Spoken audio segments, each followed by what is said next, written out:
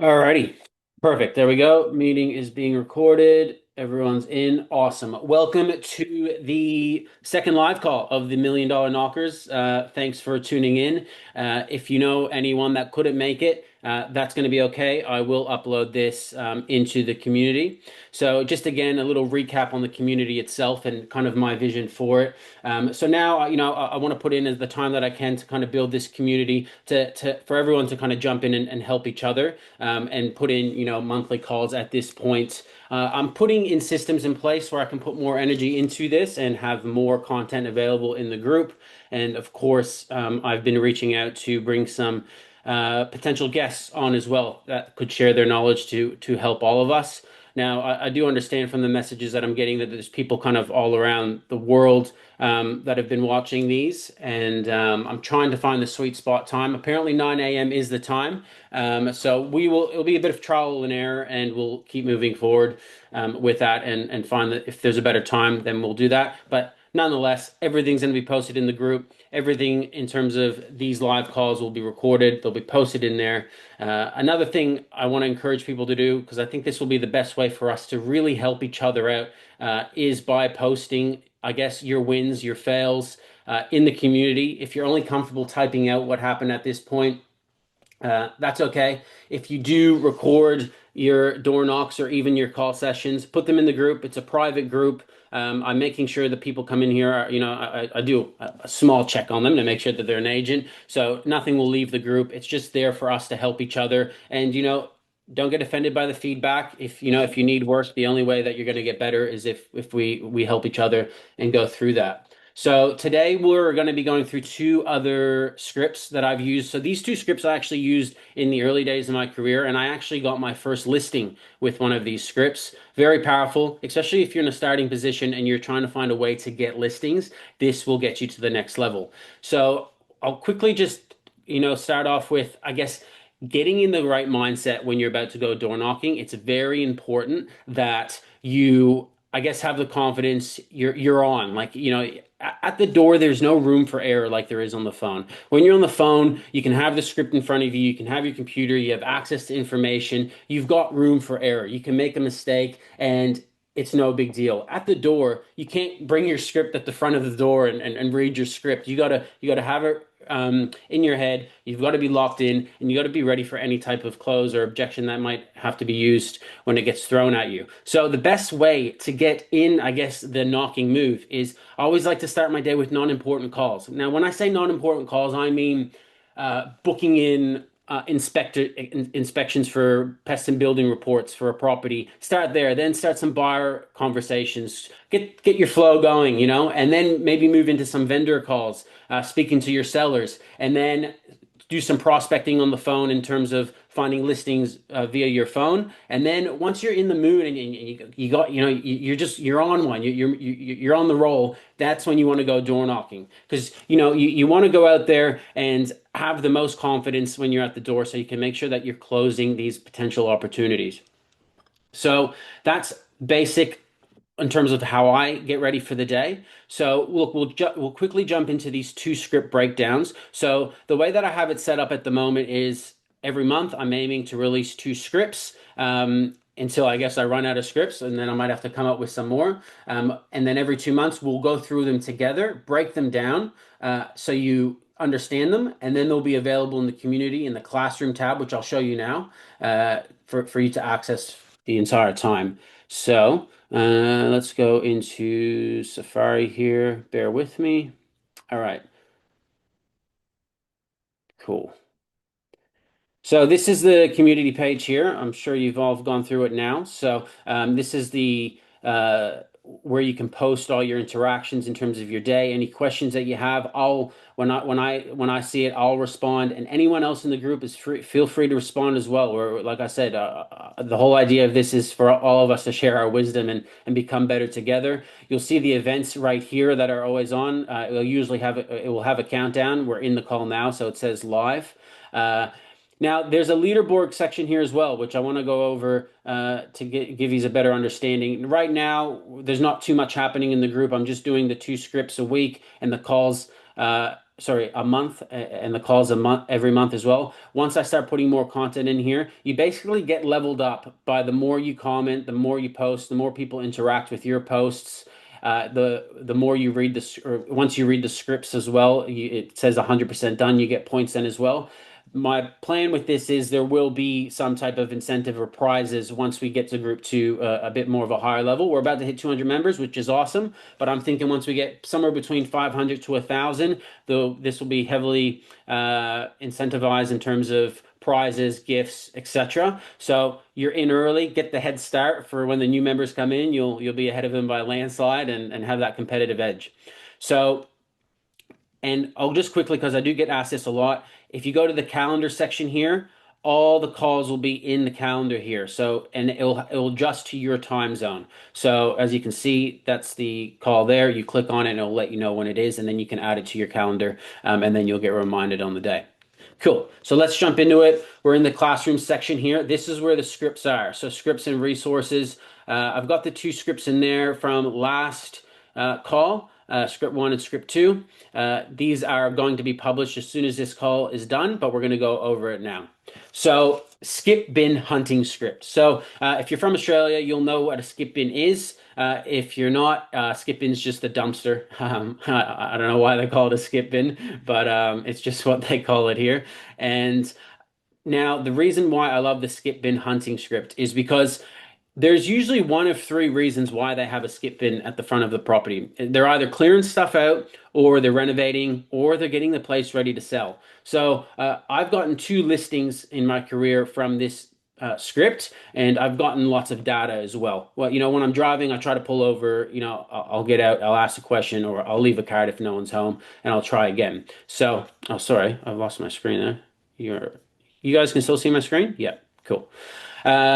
So how the knock works. So if you see the skip bin, you pull over, you quickly, you go up to the door and knock, knock. Hey, sorry to bother you. I was just passing by and I couldn't help but notice the skip bin at the front. Usually when I see one, it means one of three things. You're either doing a big clear out, you're renovating, or you're getting the place ready to sell. Which one are you doing? Now you want to pause. Every time you ask a question, pause, let them think, and let them answer. Now they're going to obviously answer one of the three things, and you need to be equipped for whatever you want. Now, two of the three are really good, and it's really easy to get in the door if they answer the two. The third, it's still possible to get their information, but it's a lot harder. So, and that's if they're just cleaning the place out. So if they say just cleaning the place out, you say, "Oh, gotcha. I only ask because I'm a local agent." And whenever I see a skip in, it usually means someone's doing renovations or cleaning things up. I've actually been doing a few appraisals for your neighbors. They're not selling. They're just curious about what their place might be worth. Since I'm in the area anyways, so you really want to emphasize on that. You're here anyways. You're not wasting their time. Would you like to join the other neighbors next week for a quick 10-minute appraisal? And then if you've been following the other scripts, you'll know how to close from that point on. I usually always try to close with everyone's doing it anyways. I'm here anyways. They only take 10 minutes. This point is if they're just cleaning it out, you're just there to collect their data and then build a relationship from there. If they're renovating, this is great because if someone's spending money, if they're doing a renovation, they're probably spending 20 plus grand on this renovation. And in most cases, they want to know if they've added value to their home. So if they say, yeah, oh, we're actually doing renovations. Nice. Sorry, what are you working on? Let them answer. And then, basically, you want to see when the works are going to be done. So quick question, would you be open to me checking in once the work's finished? I can run you a quick update on what the renovations have added to your value. And then you'll at least know what you're sitting on. And then when they go, oh yeah, cool, then you go, perfect. What's the best number to reach you on in a few months? Then you take your number, then you diarize or put in your CRM to follow up. And then, build the relationship from there. Now, if they give you the answer that you really were hoping for that they give you, which is, yeah, we're actually selling, Leon. And then you go, that's exactly why I've knocked. I've sold a few in the area and I have buyers looking. When I saw the bin, I figured I better check in. Out of curiosity, have you already spoken to any agents?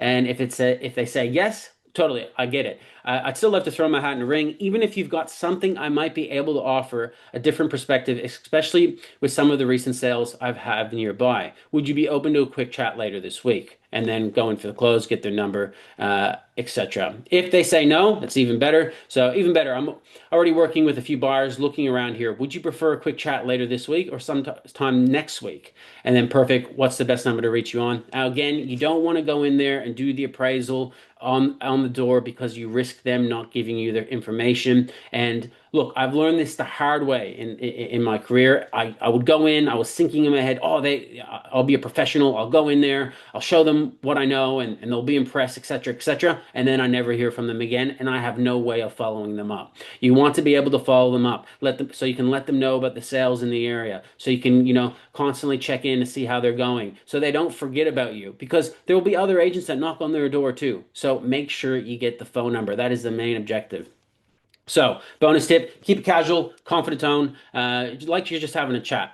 Smile, if they smile, you want half the battle, and always pause after questions. So, that's with any script. You always want to let them respond. People feel like they need to keep talking the whole time. I usually say the one that speaks less does best. So, that script with the skip being closed. Now, this script here is extremely powerful. It's a little controversial, but look, we are all in this industry, and it is a cutthroat industry at the end of the day. So I call this script the listing thief. Yes, I said it. It's super effective, and it basically is what it means. It's you're chasing expired listings. So like I said, it's a cutthroat industry. If you're not chasing expired listings, someone else definitely is. And worse, someone is probably calling your expires while you're reading this. I have expired listings at the moment, and I know agents are calling them because my vendors tell me that they're calling them. So it's the one of the best ways to get a listing, if especially if you're new and they're lukewarm leads. They're definitely selling. You're out there looking for the next listing. These people have 100% indicated that they're selling. They've invested in a marketing campaign. They're online. They want to sell. So you'll read all through the script. We'll just jump straight back into the script, and I'll break it down for you. So you need to be careful here, because you can't just knock on the door and say, "Hey, I'm better than the other agent. You should sell with me." Because you're actually, depending on where you're at, you're not actually allowed to do that. So you kind of need to, I guess, break that barrier and just focus on building a relationship first. So this is how I got my first listing in real estate. So you're gonna knock, and this is also, you can also ring, you can call. So knock, knock. Hey, sorry to bother you. I'll be super quick. I've noticed you were recently on the market, or if they were currently on the market, and I just had one question. When you do sell, are you planning on staying local? So the reason that you ask this is because other agents will be like, "Oh, why haven't you sold yet? I can help you, yada, yada, yada." The chances are they're selling because they're either upsizing, downsizing, or moving. So this disarms them. So why this question works? This question completely disarms them. Every other agent is trying to take the listing. You're asking about their goals. You've just separated yourself instantly. If they say yes, yes, we're staying local, and say perfect. Now shift into buyer helper mode. Awesome. I'd love to show you what's coming up. Even if I were just planting seeds now, I can flag some homes that match. Would it be okay if I popped in for 10 minutes this week to show you what's coming to the market? Now you're in the door. This is where the magic happens. Once inside, you start learning about their previous sale, and then you can kind of ask questions like, out of curiosity, how was the experience with your campaign or last campaign? Let them talk, let them vent. Now you're the problem solver. Once they tell you all the problems, you'll be able to go in there and offer them the solutions to their problems. So as I was saying before, the reason this works so well is because you're helping them on the other side of it. You're going in there saying, "Oh, look, I'm looking for potential buyers. Like, I don't want anything to do with your sale. I'm just looking for people that might buy my upcoming listings." So again, this separates you, and it helps you build a relationship with them. And when things do get bad with the other agent, guess who's front seat? Guess who's been there the whole time? Who's had the shoulder for them to cry on? You. And then you're going to be in the front door, and you're going to get the listing. So now, it's great if they're moving in the area and they're staying local. That's the objection that you handle there. Now, if they're moving out of the area, this is like where I work, there's a few main places that people relocate to, and it's usually coastal towns, and there's a few that are the most popular. So you want to make sure you find out where people are moving to from your suburb, if there's some key areas, and build network with agents in those areas and have strong connections with them so you can refer them leads, and vice versa, because they're going to be meeting people moving from the area that are going to have homes to sell. So you're going to build a bit of a network there with these agents. So this is where it's important to have that for when they say, "Oh, we're actually moving out of the area." No stress. So you pivot your to a value provider and start building trust. Amazing. Where are you heading? Then obviously let them answer. I know that suburb well. I actually have a great contact there. Then you drop the name. They're an absolute gun in that area, and I trust them with my own clients. So now you see what you're doing there. You're connecting them to someone in an area that they might not have any knowledge, anyone that they know, and you're connecting them to an agent that's going to help them with the buying process. Now, you need to make sure that this agent obviously knows that you're going to be referring them and speaks highly of you because if they can hear it on the other side, it's just going to put you in that front seat again. So, once you help them with the move, you're going to be keeping in touch with them the entire time they're working with this agent, and you're obviously going to loop back in for the close and just ask, by the way, how's everything going with the current agent?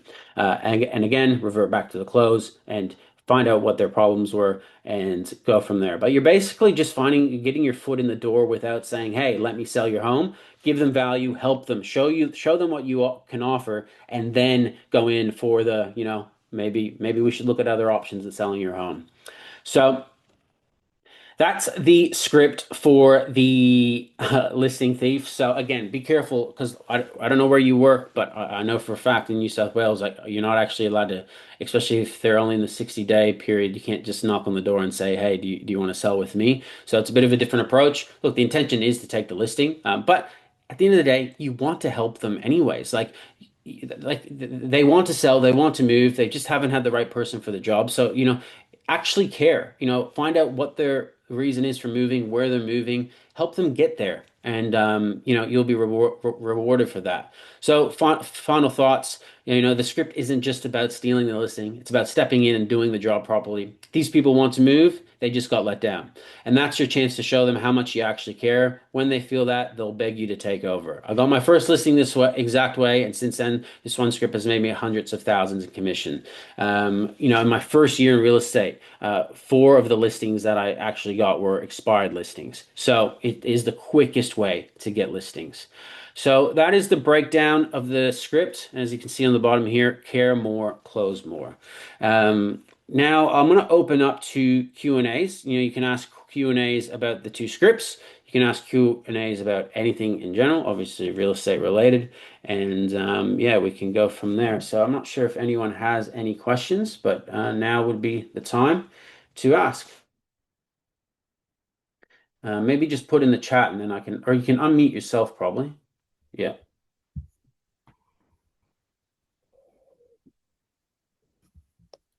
Any questions? Anyone you can either put them in the chat. Am I going, Eric? No, I was going to go, but I've changed my plans last minute, unfortunately. I don't know if anyone else is going, but I've gone 3 times and it's a great event. So much value there.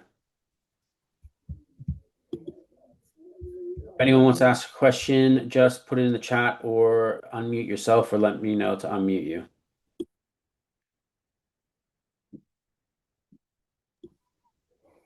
No questions? On once?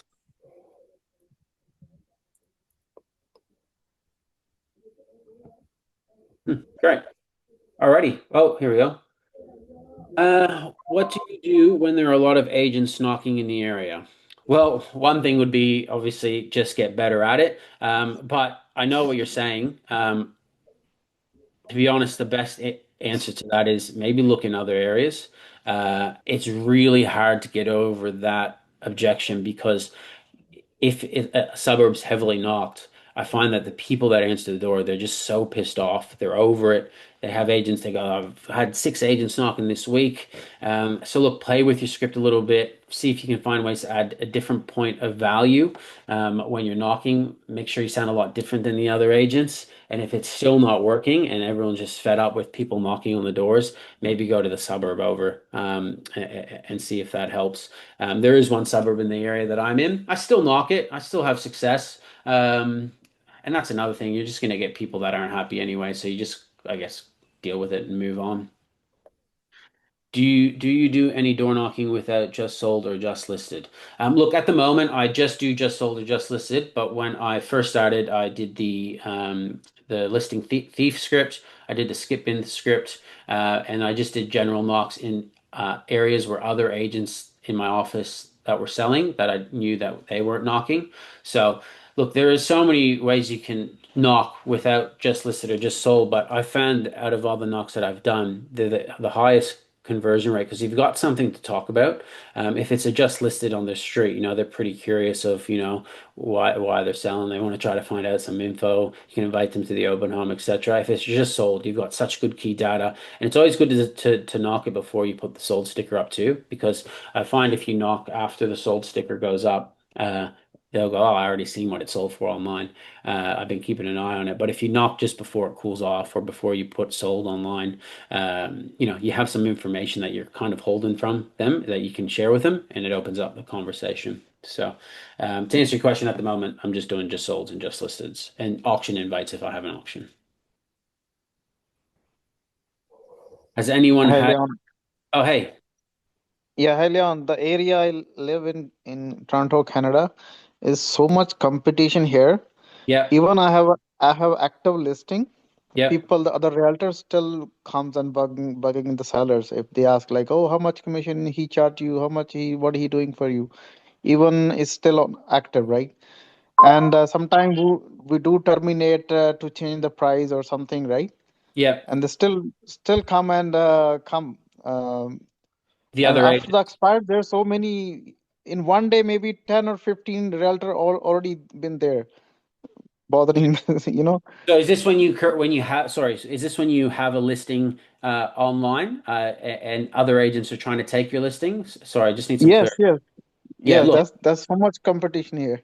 Yeah, look, that's everywhere, and it's just a reality. I've got listings right now where I have agents, they're expired. I have one listing that we've been on the market for 10 months. It expired 7 months ago, and there's plenty of agents knocking on the door, calling them all the time. That's why it's really important to have these conversations with your vendors. You got to let them know, this will happen. And my biggest way that I overcome this objection is not objection, sorry, this problem is you have this meeting with your vendors, you let them know that this is probably going to happen.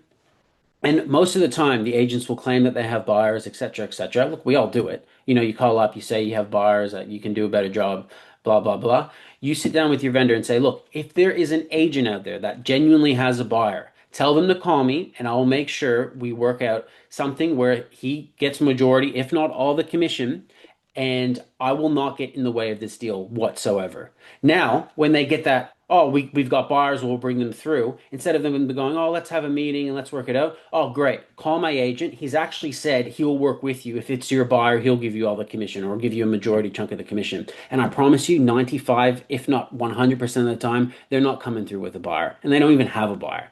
So that's the best way to handle that and keep your vendors on side and be open and have strong communication with your vendor to protect from when agents trying to steal your listings. And Okay. that's the good answer. Thank you so much. And another question I have, when you go for appraisals, let's say somebody's interested to do appraisals Yep. and they don't want to sell it in maybe they want to sell it in future four or Yep. 5 years. You Yep. still go for appraisal to them? Always. So they're different appointments. So it's just an appraisal. So there's appraisals and there's just listing appointments. Listing appointments for me take an hour to 2 hours. An appraisal, 10 minutes. You don't want to be in there too long. Oh, you're not going to be looking at your clock and when 10 minutes is up, you're going to walk out the door. You're going in there with the mindset that this is quick. I'm giving them value, build a little bit of a relationship, keep in touch over the 5 years, keep them posted of sales that you have around their house. Just say, hey, I know you're not selling. I need to let you know about this sale. Or if another agent sells there and it's a really good result, just call them up and say, hey, did you see that sale around the corner? I can't believe the money that got, and just ask how they're doing. And then slowly over the 5 years, just so they remember you. Because as you said, there's so many realtors, there's so much competition. People will forget about you if you're not either talking to them or advertising to them the entire 5 years. So, yeah, to answer your question, that's Yeah, always do the appraisal. So, and you might get to a point where you get too busy, and that's when you want to look at putting an associate on and getting them to go out to do the 10-minute appraisals while you're focusing on just doing listing appointments. But yeah, always do that, build a relationship, provide value, and then that will compound and then it will return as an investment. And look, they say they might sell in 5 years, but something could happen. They could unfortunately get a divorce. They could win the lotto and they want to buy a mansion. Shit happens. So keep in touch with them, and then over that 5 years, whether it's sooner or later, something will happen. So related to this, like if we go to appraisal, right? Let's say they need to know the value, but they're still not selling after 1 year, right? Yeah, But if we say the price, let's say the we always sell the market value, right? yeah, And the seller has more expectation. Let's say somebody wants to sell 1.5 million, but the yeah, actual market value is 1.1 million. And yeah. if we tell the market value 1.1 million, and they're gonna say it happened with me. Oh, that the other guy came. He wanted to he can sell my home for 1.4 million, and you say it's 1.1 million. So it's kind of they have a different thinking at that time. Yeah, look, absolutely. And look, you shouldn't get Yeah. in an argument with your sellers over price. You should never agree or tell them that you can get them X amount price because we don't know what could happen. There's been many times that we've had sales where, it's sold for the price that you were thinking. And how many times have you sold a property where you go, holy shit, I can't believe I just got 1.5 million for that? Like things happen and it's just weird real estate depends how many people are out in the market and showing interest in that in particular property. If there's one person compared to five people wanting it, it's a different result. So when you go into these appointments and the first thing you should be doing is trying to find out what the seller wants in terms of a price. If they can give you that, you don't agree with them and saying that you'll get them 1.5. Just say, look, this is where the comparables are. These homes are the most comparable to yours. And then ask them, how do you think these compare to yours? And they go, oh yeah, they're pretty similar. And then if their home has some extra values, like a good position block or a building approval for something or whatever the positive is of this property, that's when you say, look, I believe in this property just like you do. I believe that this, and this will help us get a better result compared to these comps. Now, what I don't know if we'll get 1.5, but I have the confidence that this property deserves a higher result than the others. Let's put it to the market and find out what they say and reassess together in a couple weeks or 1 month. So they just need to be conditioned as well. So, you don't want to promise them that they're going to get 1.5, but who are you to tell them that they can get 1.5? You can tell them about the comparables and then see how they react to that. Go to the market, have a price adjustment in a few weeks. Sometimes sellers, I've learned, they just need to see it. I'm guilty of it. I just sold my car recently. I looked at the comparable sales and I turned out to be a greedy vendor myself. I was like, oh, I'll get more. I got a nicer color. And after a couple months went by, I had a vendor meeting with myself and I dropped the price and guess what? I sold it. But I needed to feel that and I needed to see the market. I needed to see the rejection. I wanted to make sure I wasn't giving my property away. So work with them, not against them, and don't promise them that you're going to get them something. Yeah. Thank you. No worries. Great questions, by the way. Where are we here? Susie, how do you handle the owner that just wants a price their home is Sorry, how do you handle the owner that just wants a price their home is worth oh yeah, copy. So when they say just come in now, you just gotta be you need to be upfront with them. Just say, look, I really need to finish this street. I've got 40 minutes left and I need to finish knocking this. I'd love to come in right now, but if I can't finish this street right now, I'll be behind. So how about this? Let me finish this street. I'll grab your details, and then you can even just say, I'll come later in the afternoon. Just say because you've got, an appointment after the 40 minutes or another day. And there's nothing wrong with that. It shows one that you're busy, that you're committed to your time schedule, and you got things to do. So that's how you handle that objection. And if they're really not open to giving you the number, it's up to you what you do at that point. But I think it's important that you get their information. That's why you're offering these appraisals. And look, I've had people comment on my videos saying, "Oh, just go in, you look like a professional." The reason I'm so against it is because when I first started, I agree. I thought the same thing. I'd go in the door and then I give the appraisal and then I try to get their number and they go, "Oh, no, that's all right." And like, how do you get it? Like when they say no, you go, nah, give me you're not going to go, no, give me your number. I'm not leaving. So I've learned the hard way. And, it's just a waste of time. People go, oh, why do you waste your time on appraisals? They're not a waste of time if you've got their information. You can keep in touch with them and build a relationship with them, and nurture them until the time that they're ready to sell. So yeah, say that you need to finish the street, and get their details, and then book an appointment and say, look, there's no problem me doing it today. I can even come later. I just need these 40 minutes. I need to finish the street. I got an appointment down the, wherever, and then I can come back tonight at 6 o'clock, whatever it is. Great questions, people. I guess we will be close to wrapping up unless there's any other ones. This is your time. Oh, here we go. Mate, on another note, do you have a particular system for nurturing people in your database and staying current without coming across being annoying? Look, I do not. Uh, I'm getting better at my CRM, but I've just had this way that I've used, and it just works so well for me. It's very simple. I just put all. I don't know if you'll be able to see it because I know the screen blurs. So I've got all my contacts in here on my phone, and I just put their address next to their name. And for example, if I sell something in a suburb called South Penrith, I will just let everyone know about it in a text form. So, and I'll put like little emojis next to their name if they're thinking of selling. So those ones I will call. So if they've showed intentions of selling, or if it's on the same street, if the sale's on the same street, I'll always call it. If they are in the suburb and have indicated to me that they're selling in the next 6 to 12 months, I'll call them.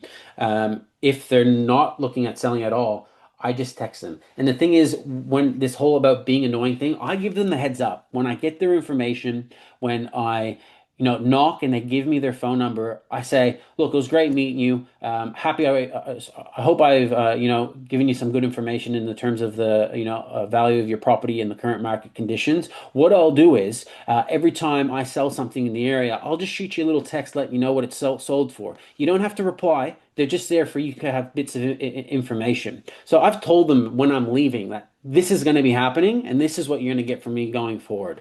And look, at the end of the day, if they're really annoyed, they're going to tell you to stop. But I genuinely believe people actually care what their home's worth, whether they're selling or not. If they just got a text message and they saw a result that was really good, they're going to want to at least see it. And like I said, if it's really bothering them, they'll tell you to stop, and that's when you stop. How often you text or call them? Text. Like in a Oh, month or? no, if I sell four properties in that month in that suburb, I'm texting them four times. I'm calling them four times. So if they're selling, I'm calling them. I just you got to call them up with energy, and you not so much commission breath, just John, man, I had to call you again. We just got another great result. Just thought I'd let you know. I know you're not ready to sell yet. You mentioned you're 2, 3 months away. Just wanted to keep you posted. Is there anything I can do from now till then? I can help you with, or recommend you to anyone that you need to get ready for the sale. Start helping them before you get there. And like I said, you're not being annoying. If you're actually giving them information, how is it annoying? If you're just calling them up going, hey, are you ready to sell? Hey, are you ready to sell? Hey, do you want to sell? Yes, that's annoying. Give them information. Have a reason behind the call. Don't just call them up and say, hey, how's your day? Have a reason to call them, and give them information that's going to be helpful for them, if that makes sense. Alrighty, great questions, people. Any last ones? If not, we'll wrap it up, and I'll let you just get to your day and have a killer Friday, or maybe Thursday if you mentioned you're in Canada. Alrighty. Well, thank you very much, everyone. Great questions as always. As I said before, make sure that you post your wins, any questions, even fails in the group. Really pushing to get this group, to 1,000. It's my goal. I want to try to get there within the next maybe 3 months. It'd be great to. I think that's the number to really have a thriving community where people can kind of put their input. And then I'll look at putting more sections in the classroom tab once we get more people there. Thank you for watching as well, all my videos online. I appreciate it. I'll always post my knocking videos on there. And if you have any questions about anything, message me on Instagram. Look, it'd be better if you message me in this school community. The whole reason I made this community, well, sorry, one was for the community side of things, but two, I've had a lot of people messaging me on Instagram, and a lot of them go to my spam, and they don't actually feed through as messages. But if you're in this community, it's kind of, we're all close proximity to each other. So it's a lot easier to message each other, or post on each other's stuff, without getting flagged as spam. And for people that are actually, asking questions, I want to be able to get to you and respond. So ask the questions in here, post your fails, your wins, and if you have, if you can do it and you can find a way to just record your door knocks or your phone calls, whether it's a voice memo or video, do it. I'm telling you, it will make you better. If you're not even comfortable putting it in the group yet, do it for yourself. Because when I started recording my door knocks, I thought I was a good door knocker, and then I started recording. I was like, "Holy shit, I suck at this!" And you're your biggest critic. You're watching it. You're going, "Why did I say that? I can fix that. How do I get rid of the ums?" You really start being your own coach in a way. And then if we can throw it in the group and help each other, we'll just become better. And look, we're not going to be making fun of anyone here. We're just here to grow. If anyone makes fun of anyone, you'll get the boot. So let's do this together and grow together. And yeah, thanks for watching and have a killer day. And good luck at your open homes tomorrow. See you later.